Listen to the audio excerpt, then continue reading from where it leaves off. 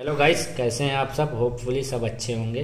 आज हम बात करेंगे एसबीआई बैंक पीओ की। ये दिशा पब्लिकेशन के द्वारा बुक आती है और 14 ईयर्स प्रीलिम्स और मेंस के क्वेश्चन पेपर हैं। इसमें सॉल्व पेपर हैं 2013 से 20 तक के, जिसमें 6 प्रीलिम्स पेपर हैं, 8 मेंस पेपर हैं। प्रीलिम्स के 2015 से 20 तक के हैं और मेंस के 2013 टू 20 हैं। फुल्ली सॉल्व पेपर्स हैं, सेकेंड एडिशन। अगर हम बैक साइड चलते हैं बुक के, तो इन्होंने अपने तरह तरह के बुक्स के बारे में बताया दिशा पब्लिकेशन ने। इसकी एमआरपी बुक पे लिखी हुई है 280 रुपीज़। मुझे पड़ी थी 210 रुपीज़, 40 रुपीज़ डिलीवरी चार्ज। मैंने अमेज़ॉन के थ्रू मंगाया था। अगर हम फर्स्ट पेज पे चलते हैं तो सेम चीज़ इन्होंने रिपीट किया हुआ है। सेकंड पे चलते हैं तो इन्होंने इधर साइड अपने बारे में बताया हुआ है।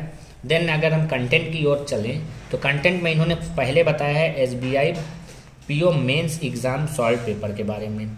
फिर उन्होंने एसबीआई पीओ प्रीलिम्स पेपर के बारे में बताया 2020 का पेपर है। फिर 19 का सेम मेंस का है। फिर उसके बाद प्रीलिम्स का है 2019 का। इसी तरह इन्होंने 13 तक ले गए। फिर अगर हम फर्स्ट पेज पे चलते हैं तो इन्होंने फर्स्ट पेज के बाद सेकंड पेज पे बताया है कि एसबीआई पीओ मेंस 2020 के पेपर के बारे में डिस्कस किया हुआ है। तो जैसे कि आप देख सकते हैं रीजनिंग एंड कंप्यूटर एप्टीट्यूड के क्वेश्चन हैं पहले। वन थिंग मुझे इस बुक की बहुत अच्छी लगी, जो एक्सप्लेनेशन और सोल्यूशन दिया हुआ है, बहुत ही इलाबोरेट करके और बहुत ही छोटे में बहुत अच्छे से समझा दिया है। फिर उसके बाद अगर आप क्वेश्चन की तरफ लेना चाहें तो आप देख सकते हैं क्वेश्चन में अगर पढ़ूँ क्या मैं, तो आप खुद इसको स्क्रीनशॉट लेके क्लियर कर सकते हैं अगर किसी को क्लियर नहीं हो रहा है। फिर उसके बाद आप देख सकते हैं डेटा एनालिसिस एंड इंटरप्रिटेशन के क्वेश्चंस लगे हुए हैं। इसके भी नंबर ऑफ क्वेश्चंस बहुत आते हैं, तो आपको डीआई पे कमांड बनानी पड़ेगी।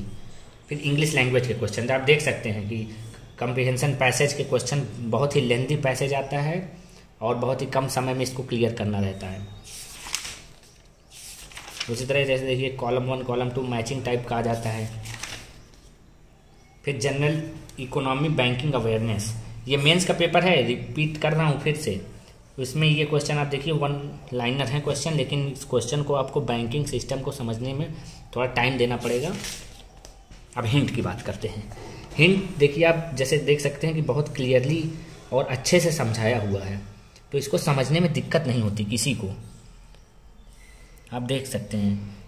फिर उसके बाद देखिए इसको वेन डायग्राम के थ्रू क्लियर करना चाहा है कोई भी क्वेश्चन को, मतलब इन्होंने वेन डायग्राम के थ्रू बहुत ही अच्छा समझाया है, देख सकते हैं।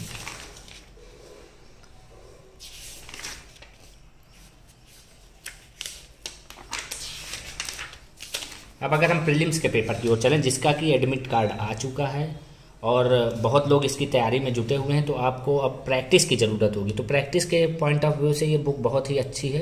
अब जैसे देख सकते हैं कि मैं प्रीलिम्स 2020 के पेपर के बारे में बात करता हूँ, तो रीजनिंग एबिलिटी के क्वेश्चन है ये। उसके बाद अगर आगे बात करें तो क्वान्टिटेटिव एप्टीट्यूड के क्वेश्चन हैं, डीआई के क्वेश्चन लगे हुए हैं। फिर उसके बाद इंग्लिश लैंग्वेज के क्वेश्चन हैं। देखिए पैसेज कितना लेंथी पैसेज है, तो लेंथी पैसेज में आपको टाइम लगेगा। टाइम कम करने के लिए आपको प्रैक्टिस करनी पड़ेगी, तो इसलिए सैम्पल पेपर जितना अधिक से अधिक सैम्पल पेपर हो सकता है आप प्रैक्टिस के लिए लाइए, उसके लिए ये बुक बहुत ही अच्छी है।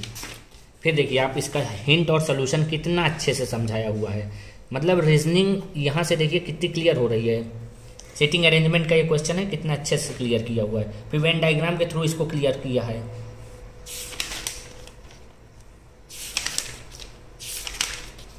अब फिर ये 2019 के पेपर के बारे में डिस्कस कर दिए हैं, मेंस का पेपर 2019 का। उसी तरह पे प्रीलिम्स का है। अगर मैं बैक साइड पे चलूँ तो बैक साइड पे ही वही चीज़ इन्होंने रिपीट कर दी। यहाँ पे डेट लिख दिया है कि 2016 के प्रीलिम्स का पेपर है, जो कि हुआ था 10 जुलाई 2016 को। तो आपको अच्छा खासा इसमें कवरेज मिल जाता है अगर प्रैक्टिस के पॉइंट ऑफ व्यू से देखते हैं तो। सो यही है।